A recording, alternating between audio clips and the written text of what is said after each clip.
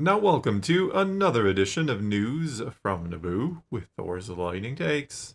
And let's get right to the news. Okay, we're going to start today by talking about some interesting piece of news I found out. Andor's Tony Gilroy, as well as Beau Willimon, who is another writer-director on the series, is going to be at ATX TV Fest for a post-series panel. Okay.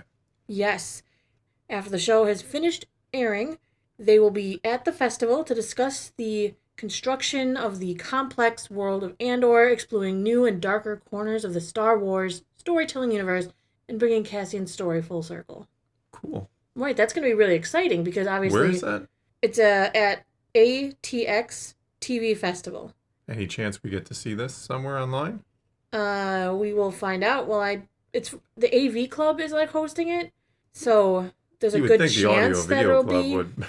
would put it somewhere, yeah. Yeah, so there's a good chance it's going to be available to watch, which I'm hoping for, or else I'll have to find a transcript.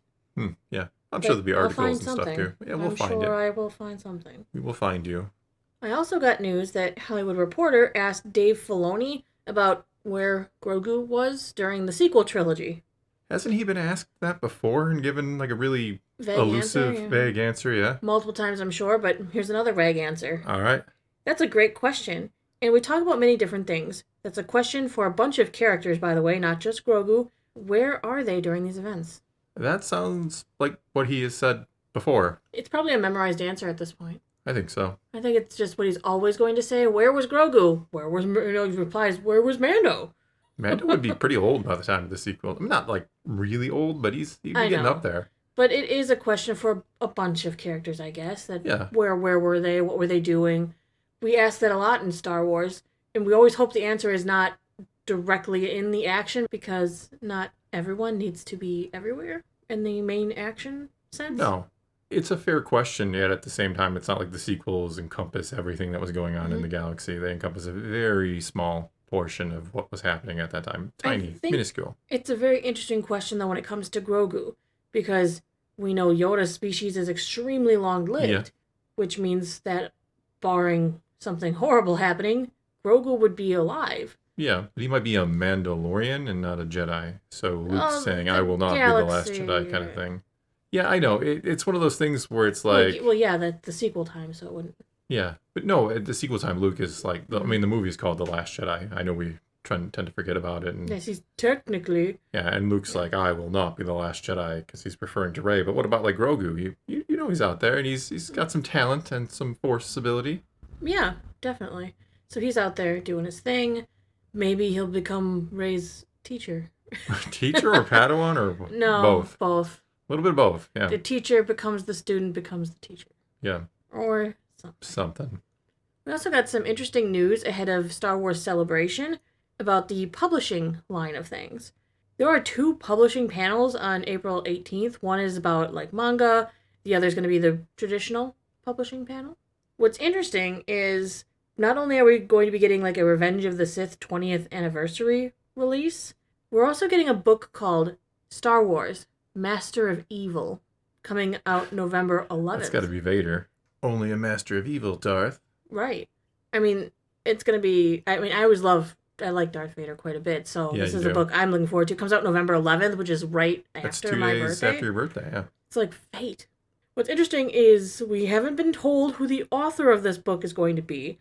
It's Darth Vader himself. But the author of Shadows of the Sith, Adam Christopher, has been trolling fans. He's also going to be present at Star Wars Celebration, so perhaps Shadows of the Sith will be moving on to the Master of Evil. I could say not Masters, Master. Which, really, it does make you think Darth Vader, but they could be referring to Palpatine. Well, yeah, it could be referring to, I guess, technically any bad guy, but... Any bad guy. It's the famous A New Hope quote, especially famous because his name isn't Darth, and Kenobi's like, hey, you're a Master of Evil, Darth. Yeah, you trying to, like, insult him by calling him Darth. Yeah, I guess. It's okay. Hindsight lines don't work the same as... No, sometimes you got to go with it. Like when parsecs was used, that's like a unit of measurement and not time. And yeah, and they kind of made that work. So Andor used toilet. Well, that's different. I mean, it is a toilet. I forgive a lot of things when they use our words. They call things food. Okay. I mean, yeah. Like I said, the Star Wars we're watching took place a long time ago in a galaxy far away, so I think translation was happening so we could enjoy watching this historical document of Star Wars. I don't believe basic is English. I don't think that's... I like your kind of theory there where it's just a translation. Basic is translated into English, and sometimes we use fancy words and sometimes we use toilet. Right. Sometimes I'm going to the bathroom or the restroom, and sometimes we're going to the toilet. Yeah, or the refresher. Or the refresher. The refresher is the bathroom. The toilet is what's in there. Yes. That's because you come out of the bathroom feeling refreshed. You've not used the toilet. You powdered your nose, used the sink, washed up, freshened up. Yeah. You feel refreshed coming out of the refresher. The toilet is just an object. Yeah. I tend not to get too upset about that. I haven't been upset about that since hot chocolate was in Heir to the Empire. That was the first time I've ever did a double take. They just didn't know what to call it. It's fine. Yeah. We're also getting a currently untitled Force Awakens tie-in novel. Tie-in how? For its 10th anniversary. Oh, that's yes, right. The Force Awakens, 10 years old. Somehow it's 10 years old. I mean, we're celebrating what? 20. I'm surprised there's no panel for the 20th celebration of Revenge of the Sith. I thought there was a screening panel. Oh, is there? Okay. I think there was. I just didn't talk about it because pretty much a screening. I mean, we'll learn some tidbits. Just a screening. There's other things to talk about. New things, not exactly the past. The past must die. I knew you were going to do some stupid Kylo Ren thing, yeah. Whatever, you're stupid. Okay, so 10th anniversary of Force Awakens. It's a young adult novel coming in this September to celebrate. It's going to be released September 2nd. It's written by the person who wrote the short story of Bib Fortuna in From a Certain Point of View, Return of the Jedi. Okay. So if you enjoyed that story... I'm sure there are 3 people out there who remember that, yeah? Who are watching this.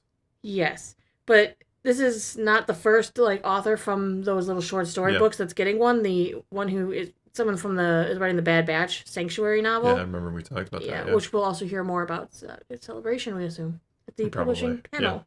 Like I said, October 14th, we're going to be getting a deluxe edition Revenge of the Sith, Episode 3. Matt Stover's 2005 Revenge of the Sith. People say it's the best Star Wars book out there. I just started to reread it, yes. So I'm going to do a video on it. So we're getting a special deluxe edition hardcover re-release. It's going to be $60. Ooh. Yes. Does it come with a kyber crystal or something?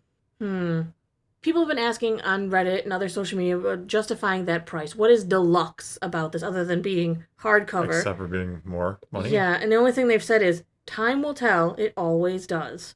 It's hard to just, unless you're leather bound, and because you have a glorious copy of Lord of the Rings. That is my pride and joy. Yeah, and it is beautiful and leather bound, and that was $90, and that's all 3 books. I mean, they said this is hardcover. Yeah. They didn't say it's going to be leather bound. Yeah. Glorious, like my Lord of the Rings book. Yes. So I'm very curious what makes it deluxe. What makes it worth $60 price tag? Because that's pricey. I mean, I love books, but that is pricey. Books.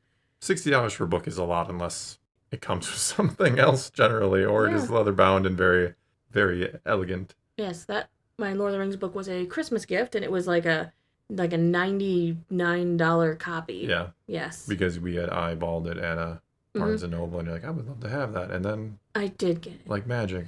Yes, my parents bought it for me. But no, I absolutely love it. I made sure to get a nice copy of The Hobbit too to sit next to it because it just didn't look right with my little paperback 2-page copy.